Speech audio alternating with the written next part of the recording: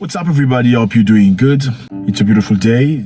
Thank you very much. Let me start with saying thank you for being part of this. I appreciate you guys. I know you watching us from all over the world, from the US, from South Africa, from Kenya, from Nigeria, from the UK. Thank you very much. From the Caribbean. We appreciate you. Thank you for being part of this. Before we start, I encourage you to, you know the drill. It's always a pleasure. If you're new here, please feel free to join us. It's always a great pleasure to have you. Thank you. So, something very interesting is happening right now. Sweden had authorized a young man to go and burn the Quran in public. Yes. There's been tremendous uproar in many countries, especially Iraq, right now, because a Swedish citizen decided out of, freedom of speech to go and burn the Quran twice. Not one time, but twice. The first time was publicly, some dude named Mwekassa. And the second time, somebody went in front of the mosque where everybody prays and burned the Quran in a defiance fashion. Absolutely unacceptable. And the Swedish government has said this was authorized out of freedom of speech condition. So burning other people's religion or the book that constitutes other people's religion is freedom of speech. But this becomes very interesting. Let's watch. Well, let me begin by saying, imagine with me if instead of the Holy Quran, it was the flag of what the West calls the pride flag, the flag of the LGBTQ, whatever letters remain, that was burnt, the rainbow flag, it was burnt. And imagine with me what the Western world would have response and retaliated and called all sorts of names. And, they are used to bringing out new terminology to stick to the people who don't condone whatever agenda or whatever Western values they want to impose against societies. So just imagine that instead of the Holy Quran, and you can just visualize with me the headlines that would come out from the mainstream media and the media that actually supports such issues learning the Quran and regarding it as a freedom of speech. It's not a freedom of speech, because if we're so, it would equally mean that burning the Bible and burning the Talmud or the holy Christian and Jewish books would have equally happened, and we wouldn't have heard a peep out of anyone. But that would never happen, especially in the West, because in the West it's a minority of Muslims versus a majority of Christians and Jews. But that's not the issue. It's not about burning people's belief system of 1.3 billion humans on the planet. It's about the hypocrisy that comes with it. It's not just about burning a holy book that means in the entire life for people like me, for example, versus being so much critical and using some sort of a mental maneuver to tell the public, to portray to the public, especially in the West, that it is okay to do this, but it's not okay to touch issues like transgender or LGBTQ or whatever the new Western values that want to take over the conservative values of communities all over the world is. Right here where I live, where the communities are very much attached to their religious beliefs, where the Holy Quran is something that they build their life around. The teachings of the Holy Quran are very specific in their daily detailed routine life. They found that this is beyond triggering, beyond disrespectful. It comes to a point where it's a war. It's an ignition of a war. When you go in front of a mosque and you burn the most sacred thing that this mosque basically was built around, you are declaring war against these groups of people.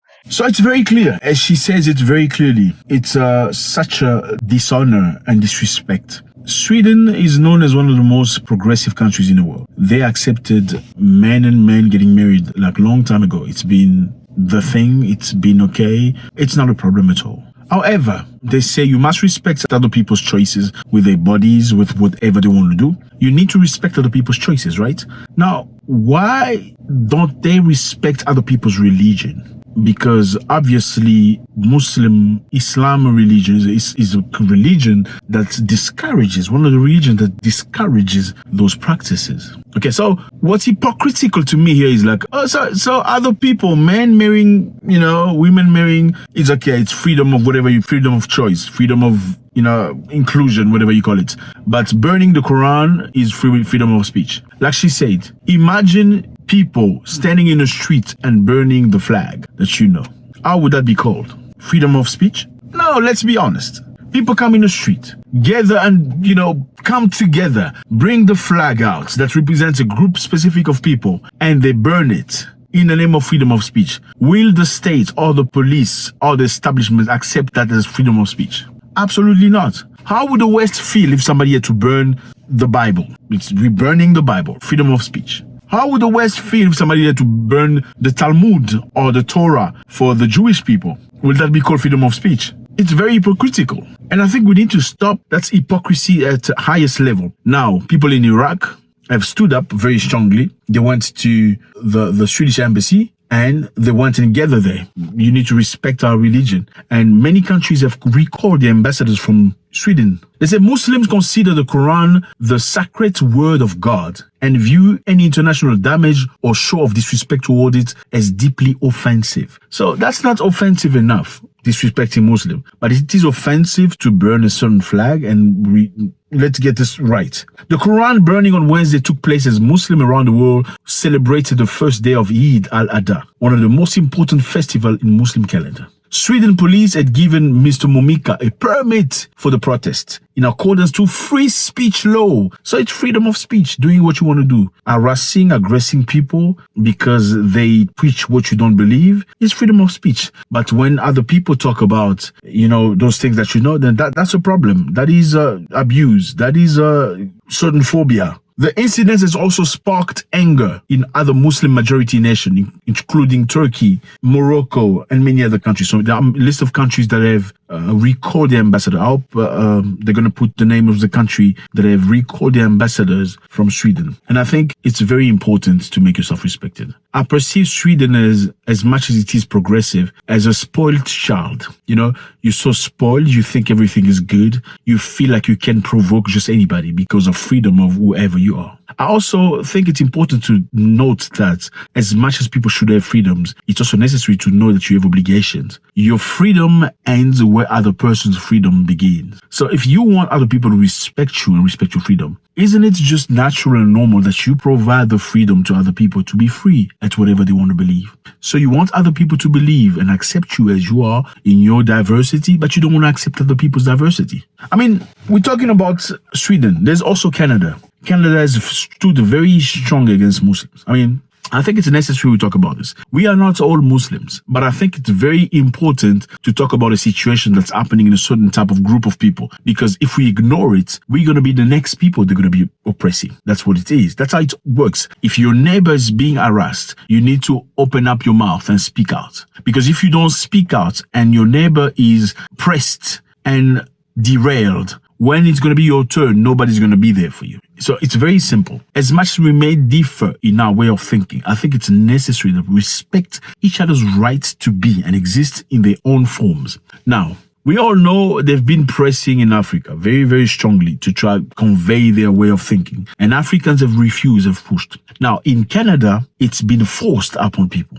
Okay, they've forced teachings in school for children, even though the parents were not necessarily okay with it. In Canada, they have suppressed people's voices in those ways. We all know that Justin Trudeau, president of Canada, has been very forceful against his own people. During this time, he imposed the laws that were really, really harsh. One of the harshest laws in the world, where Canadians had to stay home and could not express themselves. And all Canadians that dared say the opposite of government, so their banking accounts blocked and their way of living stopped completely. The Canadians that went to the street, the trackers, were stopped completely. They blocked the PayPals, they blocked the bank account, they blocked the everything. Canada is rejecting Muslim people and making life very uncomfortable for Islamic schooling. Because in Muslim schooling, they teach children what are the family structures. And that's exactly what they don't want. They don't want you to teach your own kid how you want to think. I don't know. You tell me how you feel about this.